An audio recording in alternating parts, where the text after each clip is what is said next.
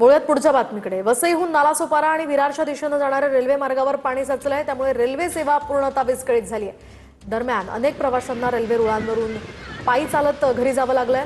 प्रवाशांचे मोठे हाल झाले असून नागरिकांनी आता यामुळे तीव्र नाराजी व्यक्त केली आहे।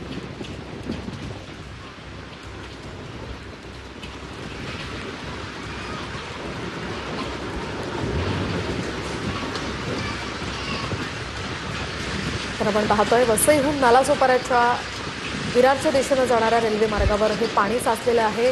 ही सगळी वाहनं या ठिकाणी अर्ध्याच्या वर बुडाल्याचं आपण या दृश्यांमध्ये पाहतोय। एवढंच नाही तर रुळांवर सुद्धा मोठ्या प्रमाणात पाणी साचलंय, त्यामुळे अशा प्रकारे या सगळ्या प्रवाशांना चक्क चालत घरी जावं लागलेलं आहे। त्यामुळे तीव्र संताप त्यांनी व्यक्त केलेला आहे। सध्या मुसळधार पाऊस या ठिकाणी सुरू आहे आणि त्याचा हा परिणाम अनेक ठिकाणी पाहायला मिळतोय।